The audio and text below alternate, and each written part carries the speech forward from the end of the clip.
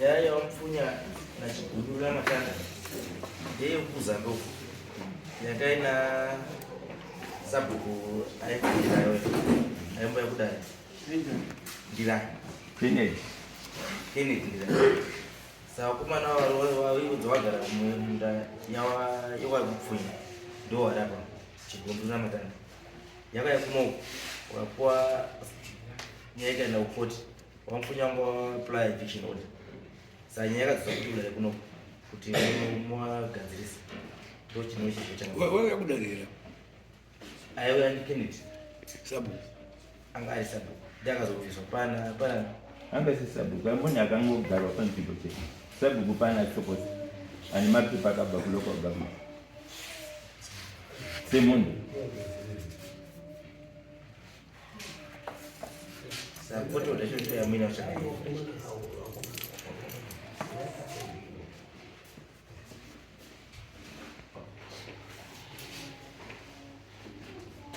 It's not about nyaya dzeeviction handiti, but nyaya iri apa ndeyekuti ava vakomana vari kutaura nyaya yekuti isusu takaiswa zviri pamutemo naKennedy ndiraya ariye angari sabu, but ava vari kuti Kennedy anga asiri sabu saka anga asina right yekupa vanhu pekugara pamunda wanu ndo pane nyaya yekupa munhu akaisa anga asina maruramiro anga asina maruramiro ekupa munhu, but the person is time yacho uyu paanga ari acting village head iye Kennedy kana muri kuti imi Kennedy anga sabu anga ari sabhuku ndiani nyaya yakauya muno kubva 2024 ndiyabvunza baba musataurira tita nyaya yasabhuku munomo makanyorwa gwaro rekubvisa murimba muofisi munomo richitonyorwa iro tinaro muno rekutsanangura kuti vanhu ava wabve muna 22 February baba sina sabhuku ari kungoti angatipo baba waKennedy akanga afa saka uyu mwana akabva angotora kuti ndiye akuita zvinhu izvozvo nanhasi ane chidhindo charudhidha rinoti sabhuku asi kune mapepa ekwatsemunhu ane authority andinawo zviri authority kazomangarirwa naKennedy akuti nini asi kuziva kuti vanhu vekwatsemunhu wane mapepa ari official eusabhuku hwavo ndira yakanga akabatira chete tsemurezi wakanga wawirana ibva achifa mwana asina mugadza asina aita sei ibvo waita chitsotsi ndo nyaya ndakatanga kuti yakatangira kunana uyo kwamedzani ndikafambiswa 4 times ndikazobva ndikauya ndikuti wachinetsana na uyu mwana washemadzani ndakazouya ndikazitsanangura mudare muno tagara izvozvo ndikazoya muno ishe munhu wakagadzwa kune masosvi kune masunzi kune chichi nyaya yakapedza about 1 hour itaurwa mudare muno namama vanhu iwavo vakagara vachiti tagariswa murodhi yedhibha ndombo takagariswa ndichiti zvinogariswa mumunda mangu here kana munhu akapfuura nepapa achibuda kuseruka akawaka kwake here mumunda wangu akasiyana nababa wakagara over 100 years haisi 2 days 100 years vanhu vachigara pamusha ndiwagadzirwa wakomana avo izwai bama mupfunya nyaya iri haisiri nyaya yezvomutaurisi pane nyaya yekuti imi muri kuti munda ndewenyu moita nyaya yekuti Kennedy akapa munda anga asina right yekupa chii munda wako moenda kuti chi3 muri kuti mune tsamba imimi ranatsemunhu vanatsemunhu vari kuti ndiwo masabhuku ndo waridzi ndizvo ndo nyaya dzinenge dzine izvi zvakatozobuda matsamba kuti awaneta kuenda kunyaya yekukoti hatisi kutaura nenyaya yethe present tiri kutaura nenyaya yethe past kuti wanatsemunhu wasati wakuclaima bhuku ravo anga ari sabhuku ndiani baba sina sabhuku vakafa sabhuku pane munhu anotoakabatira ndiani unogona kunga musikamufarire but pane munhu akanga aripo akanga aiswa chana kusabhuku vaibatsira baba ndiraya ndiye anozi Nelson Chigunduru adaro akabva azobvutirwa nemwana wasabhuku kuti iwe ungatoi bhuku iri wapiwa nababa vangu kuti ubatire basa neurwere izwai tikutaurei pamwe uko kutaura chete kwamuri kuita zvisina mutemo. Mutemo unoti chii kana Sabhuku akafa. Sabhuku akafa, mwana wake ndiye anoita acting kusvikira mhuri yachuza umwe Sabhuku substantive. Ishe akafa, mwana wake ndiye anoita acting kusvikira mhuri yachuza chii umwe Ishe. Titezanizi. So what it means is kuti pakafa Ndiraya, mwana waNdiraya ndiye aiita acting. Hakuna mufi anochuza acting. Zvekuti imi munonitaura kuti Gunduru akasiya apiwa ndi baba wacho kuti acting. Iye baba afa wochuza acting pakuti muruti. Iwo wafa wochuza acting iwafa. Makambozvione. Nyaya yenyu chairi kuda ndechekuti yakuda kuti vanhu munzwisisane kuti mamiriro akaita nyaya handiti nezviripo handiti ivi nyange koti pamakaenda kukoti yakakutaurira kuti reason wavafunga kuti no nyaya yatisupa judgment inyaya iyi wakatsanangura hongu wakati izvo pama inini apo ndakapa ripoti inouya tsamba yakazopiwa nachangamire Mutasa musi wa 22 February kuti awa wabve mumunda mamupfunya. Tsamba iyoyo yakanyorwa kuofisi kuno musi wa 20 choauthorize kuti Kennedy unofanira kuti vanhu vagara mumunda wabve mumunda. Tsamba iyo vanhu iyo havana kuti wabve mumunda imomo. Kusvikira inini ndakutaura kuti ndichifona kuno ini ndikabata foni ndikataura naChangamire Mutasa ndichiti ndini kuno vanhu vaya vakaiswa mumunda mangu vari kurambira vari mumunda vakachangamire Mutasa vakanditi chienda kwa vanhu vanobvisa vanhu mumunda ndekwa Major Street. Ndaenda kwa Major Street vakachizoti awa vanhu ava hongu wangu aine kodzero yekuti musi wakapiwa judgment waifanira kunge wanga waripo.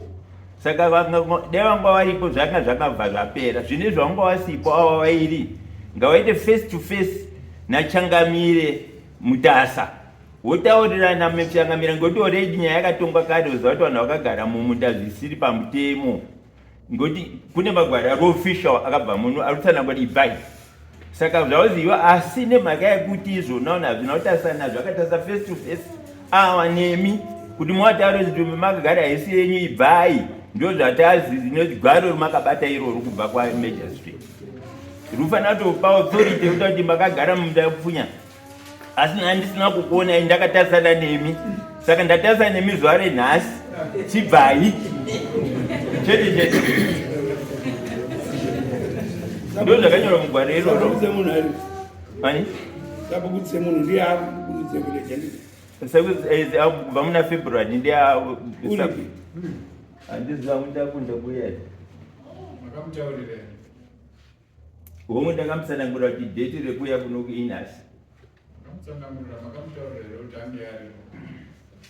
Kuya kuno Nasi. Zviri mudunhu make kecho. Tikati toita majudgment kuti Sabhuku wacho mamusiyaka. How is it going to be implemented? Decision iyoyo iye ndiye anenge ari ziso ramambo iko kwamunogara ikoko.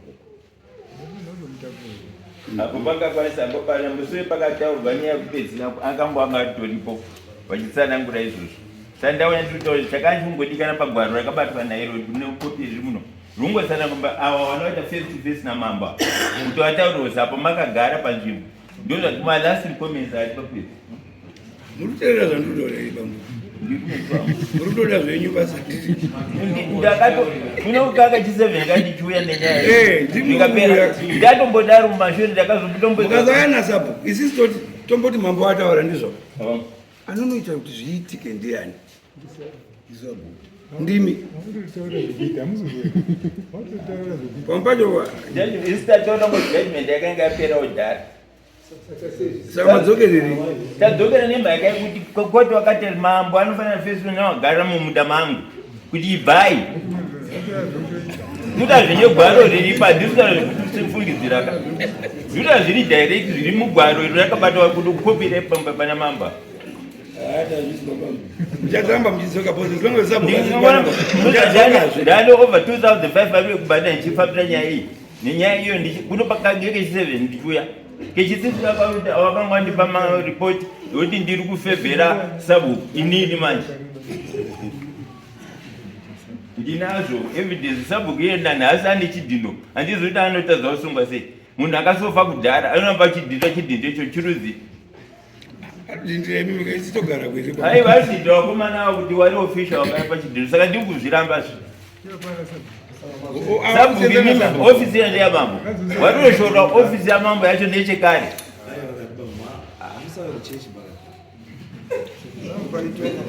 Audi bobotera. Ndiri kupopota kurwadzwa. Bobotera. Ndimo ndoshorwa ndokupopota tirusaidi wani.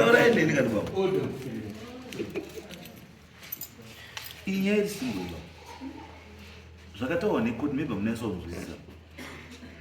Koti yakati ava vakomana ava havakwanisi kubvaba panzvimbo pavari wasina kupiwawo mukana wekuti wambotongwewo ndimambo, because pakapiwa judgment yakapiwa kuna Kennedy yanga iri default judgment because Kennedy haana kuya kudaro. Ndozvitaura nepepa iyi. Amen.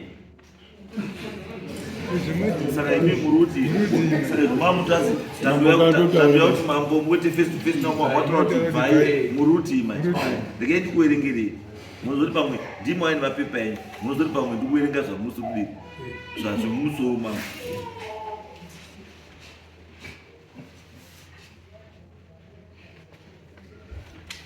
Mulungu, the crystal law of all cases civil and criminal, law of all cases civil and criminal. What? No person is judged without a fair hearing. From the papers filed in record, none save for the order of eviction showed that the defendants were ever a party of any proceeding in the chief's court. The area in contention being rural land that depicts that domestic remedies are yet to be exhausted, and the ruling cannot be binding on the defendants. They are legal personas in their own right and deserve their day in the chief's court to state their side of the story. That a ruling exists is not in dispute, but on paper is in essence in relation to the village head Kennedy Ndirai. To use same now to now proceed against individuals who were allocated by him would be stretching an order beyond his confines. In that regard, the claim for eviction cannot stand and is dismissed.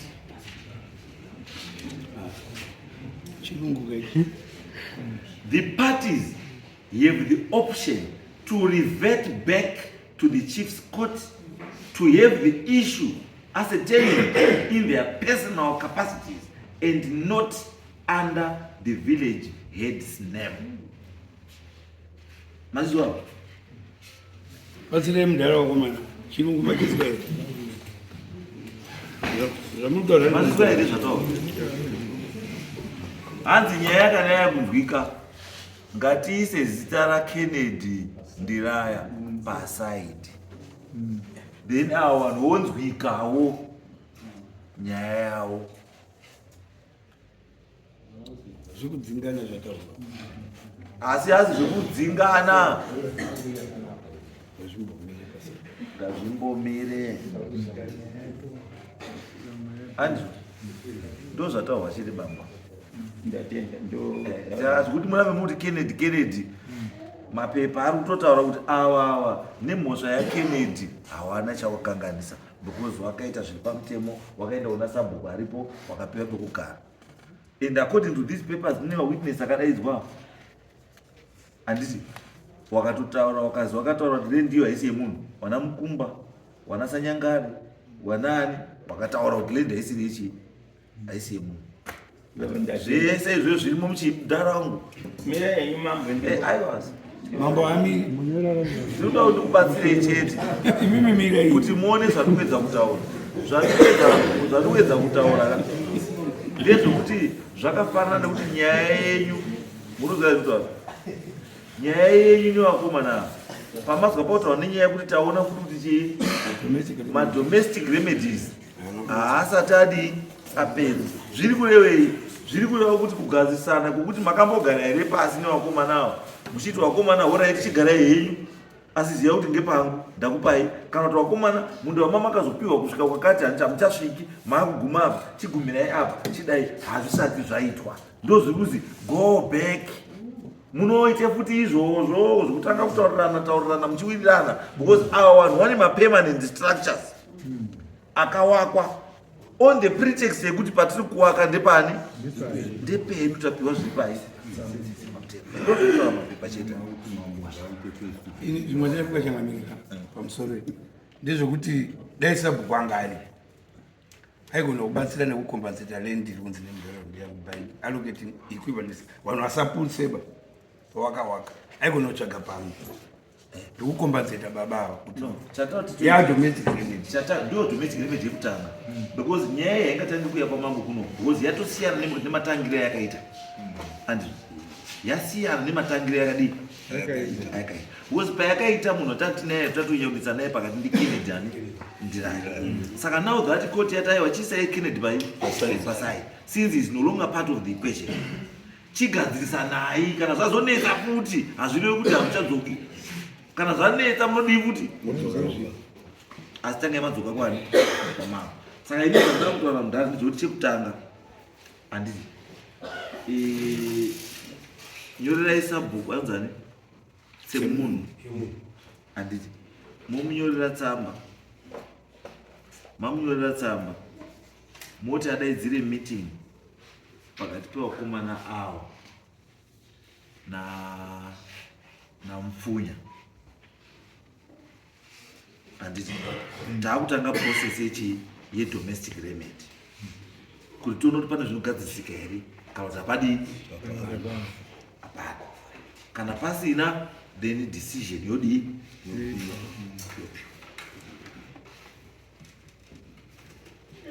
mazvaire ndinongachadwa semunhu arikufema semunhu arikufema ndauya muno ndine gwaro iro rakanyorwa rakaongorora kumagariro akaitwa pamunda wangu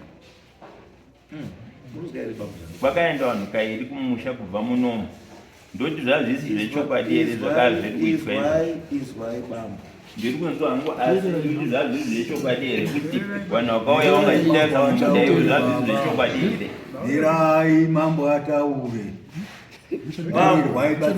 zvese zvokuti vanhu vakaenda andira hapana chakashata hapana chimanyepo ndosaka muine judgment yakabva mudare rino iri yekuti lendi ndeyani ndeyenyu handizo judgment irimo umwe yakapiwa default judgment yakabva mudare rino iri yekutaura kuti lendi iyi handiti